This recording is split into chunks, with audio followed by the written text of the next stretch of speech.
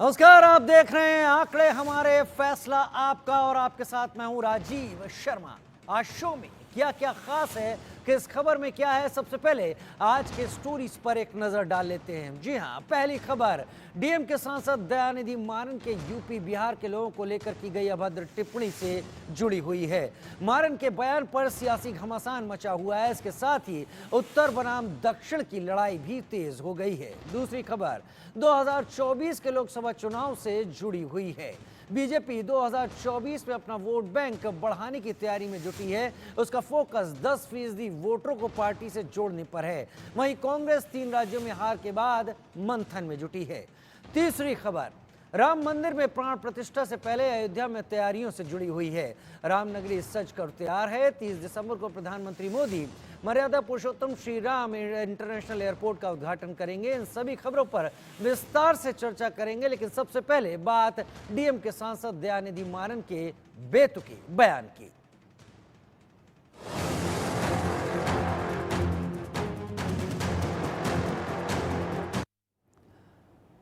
उत्तर बनाम दक्षिण की लड़ाई तेज हो गई है। जी हां, दयानिधि मारन के बयान पर घमासान मचा हुआ है।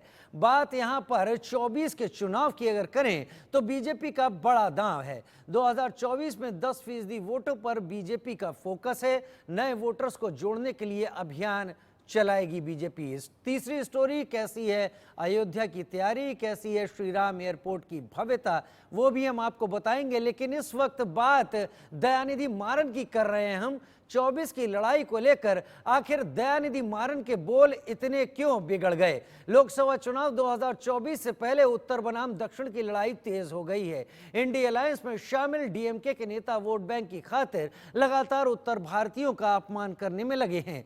तमिलनाडु, आंध्र प्रदेश, तेलंगाना और केरल समेत दक्षिणी राज्यों में कई बार उत्तर प्रदेश, बिहार के लोगों पर हमले बोले गए। इसी कड़ी में डीएम के सांसद दयानिधि मारन ने हिंदी भाषियों को लेकर विवादित बयान दिया। सुनिए दयानिधि मारन का बयान।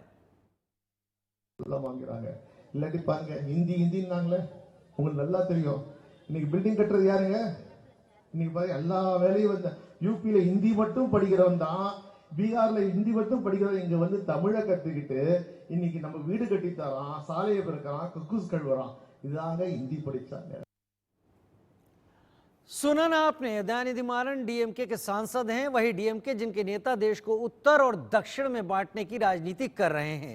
वही डीएमके जिसके सांसद सेंथिल कुमार सदन में कहते हैं कि हिंदी पट्टी के लोग गोमूत्र वाले हैं। जब डीएमके को उत्तर भारतीयों से इतनी नफरत है तो फिर इंडी गठबंधन में वो क्यों बने हैं? इससे भी बड़ी बात, इंडी गठबंधन के बाकी दल उन्हें बाहर क्यों नहीं कर रहे? दयानिधि मारन कहते हैं यूपी और बिहार के हिंदी बोलने वाले लोग तमिलनाडु में मजदूरी करते हैं, टॉयलेट साफ करते हैं, सड़क साफ करते हैं। बिहार के डिप्टी सीएम तेजस्वी यादव ने दयानिधि मारन के बयान की निंदा की। लेकिन बड़ा सवाल यह भी कि हिंदी बोलने वाले बिहार और यूपी के लोगों की इसमें गलती क्या है? आपको पूरी बात समझाता हूं, पहले सुनिए तेजस्वी ने क्या कहा है। इस तरह का अगर बयान आया है तो इसकी हम निंदा करते हैं। अगर उन्होंने कहा कि बिहार के लोग आकर के नाला साफ कर रहे हैं या कुछ भी साफ कर रहे हैं, अगर ये बात अगर वो बोलते कि कुछ विशेष जाति के लोग ही नाला साफ कर रहे हैं तो एक बात होती कि भाई एक विशेष जाति के लोग ही क्यों नाला साफ कर रहे हैं। लेकिन उनका कहना अगर बिहार और यूपी के लोग आके हमारे यहाँ इस तरह का काम करते हैं तो ये निंदनीय है। इसलिए हम सब लोग जो है इसकी निंदा करते हैं और इस तरह के बयान से दूसरे राज्यों के नेताओं को, चाहे कोई दल में हो, बचना चाहिए। ये देश एक देश है। हर एक प्रांत के लिए हम बिहार के लोग दूसरे राज्यों के लोगों के सम्मान करें और हम अपेक्षा भी करते हैं कि दूसरे राज्य के जो लोग हैं बिहार और यूपी का भी सम्मान करें। इस तरह की बात नहीं होनी चाहिए। डीएम के सांसद दयानिधि मारन के बयान पर सुशील कुमार मोदी ने नीतीश और लालू प्रसाद पर हमला बोला। सुशील मोदी ने डीएमके को इंडी गठबंधन से बाहर कर देने की बात कही। ऐसे बयान पहली बार नहीं दिए जा रहे। ये उत्तर दक्षिण के बीच विवाद पैदा करना चाहते हैं। नीतीश कुमार और लालू यादव को चुप्पी तोड़नी चाहिए और इंडी गठबंधन से डीएमके को बाहर निकाल करना चाहिए। ये कोई पहली बार बयान नहीं दिया है। ठीक है आपने कि सनातन धर्म को जिस तरह से गालियां दी गई और बिहार के लोगों को, हिंदी भाषियों को लगातार गालियां दी जा रही है। देखिए, जो तेलंगाना का चुनाव हुआ, उस तेलंगाना के चुनाव के बाद ये उत्तर दक्षिण का विवाद पैदा करना चाहते हैं। इनको लगता है कर्नाटक में चुनाव जीत गए, केरल में उनकी सरकार है और तेलंगाना में चुनाव जीत गए, तो ये उत्तर दक्षिण का एक भेद पैदा करना चाहते हैं, इसलिए उत्तर भारतीयों को गालियां दे रहे हैं। उधर आरजेडी सांसद मनोज झा ने दयानिधि मारन के बयान पर क्या प्रतिक्रिया दी, वो भी सुनिए। नहीं, मेरा मानना है कि ये डिबेट है कहाँ, नॉर्थ साउथ डिवाइड, कहीं कोई डिवाइड नहीं है। India that is Bharat, article 1, उसी को सब फॉलो कर रहे हैं। और मैं समझता हूँ डीएमके के हमारे जो साथी ने जो बयान दिया वो स्वीकार नहीं होगा। बिहार, यूपी क्या हो, आंध्र प्रदेश, मणिपुर के लोग हर जगह जा सकते हैं, काम करेंगे। दयानिधि मारन के बयान पर आरजेडी नेता एजाज अहमद ने क्या कहा, वो भी सुनते हैं।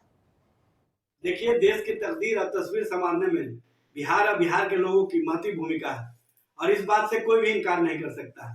जिस तरह का बयान आया है, ऐसे बयानों से सबको बचना चाहिए और अनावश्यक विवाद बढ़ाने वाले बयान से किसी भी दृष्टिकोण से जो इस तरह की बातें करते हैं उनको उपयुक्त नहीं माना जा सकता।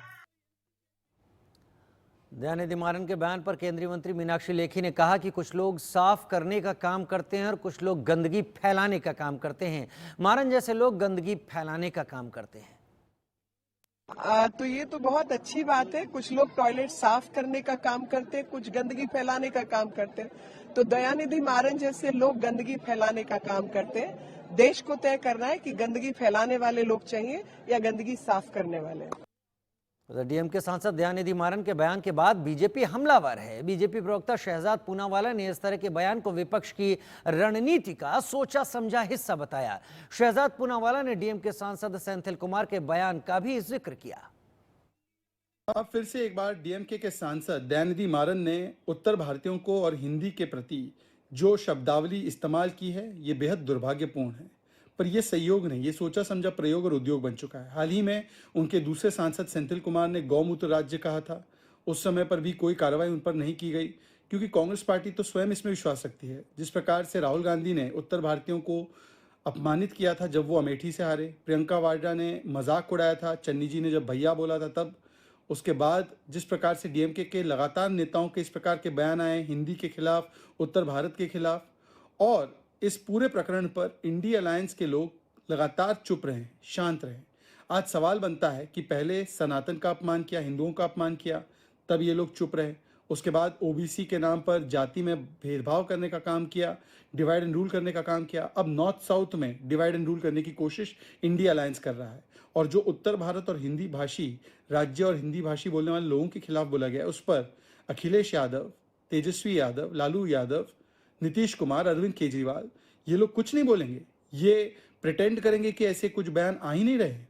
ये दिखाता है उनकी मानसिकता और इंडिया अलायंस का एजेंडा कि बांटो और राज करो, ये उनका एजेंडा है। सनातन को गाली दो, भारत के लोगों का विभाजन करो, कभी जाति के नाम पर, कभी भाषा के नाम पर, कभी धर्म के नाम पर। यही इनके गठबंधन का विषय है और इसीलिए आज ये लोग चुप है, कोई कार्रवाई नहीं कर पा रहे डीएमके के खिलाफ। वहीं इसके जवाब में बिहार बीजेपी अध्यक्ष सम्राट चौधरी ने इंडी गठबंधन पर जमकर निशाना साधा। उन्होंने इंडी गठबंधन के लोगों से इसका जवाब मांगा। देखिए, दयानिधि मारन लगातार उनकी मानसिक स्थिति खराब हो गई। बिहारी एक अस्मिता है। बिहार ने इस देश का गोल्डन एरा दिया है, मगध हमारा, और मगध ने पूरे देश पर राज करके एक स्वर्णिम काल इस भारत को दिया है। इसको गाली देने वाले की मानसिक स्थिति खराब है। आज इंडी गठबंधन के लोगों को जवाब देना चाहिए, नहीं तो सार्वजनिक माफी मांगना चाहिए लालू जी और नीतीश। उधर केंद्रीय मंत्री नित्यानंद राय ने दयानिधि मारन के बयान को बेहद आपत्तिजनक बताया है। बहुत आपत्तिजनक बात दयानिधि मारन बोले हैं। एक तरफ हमारे माननीय प्रधानमंत्री जी सबका सम्मान, सबका विकास की बात करते हैं, और आज उत्तर भारत और दक्षिण भारत उत्तर भारत और दक्षिण भारत के बीज को बोना चाहता है लोग, यह नहीं होगा। नरेंद्र मोदी जी अब एक भारत और श्रेष्ठ भारत बनाने के संकल्प के साथ चल रहे हैं। वह मारन बोलते हैं कि यहाँ हिंदी भाषी लोग आकर यहाँ शौचालय साफ करते हैं, सड़क बहारने का काम करते हैं, तो दयानिधि मारन सोचना चाहिए। उधर पूर्व केंद्रीय मंत्री रविशंकर प्रसाद ने बिहार सरकार पर हमला बोला, नीतीश पर सवाल उठाए। नीतीश कुमार का सरकार से नियंत्रण खत्म हो गया है। बस कभी दिल्ली जाने की चाहत, कभी पार्टी के अंदर की घबराहट, यही तो हो रहा है। मैं उनके स्वास्थ्य पर कुछ नहीं बोलूंगा, लेकिन बिहार का पूरा गवर्नेंस समाप्त है, पुलिसिया नियंत्रण समाप्त है, तो होगा ही। उधर कांग्रेस नेता राशिद अल्वी ने दयानिधि मारन के बयान को देश को तोड़ने वाला बताया, साथ ही बीजेपी पर भी तंज कस दिया। उन्होंने क्या कुछ कहा, सुनिए। देखिए, ये दुर्भाग्यपूर्ण है। देश एक है, तमिलनाडु भारत का हिस्सा है।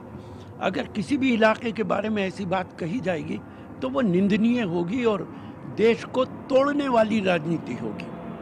बीजेपी को अपना घर देखना चाहिए।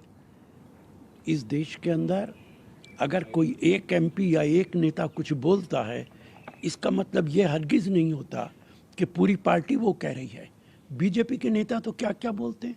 क्या साध्वी प्रियज्ञा जो बोलती है वो बीजेपी की विचारधारा है?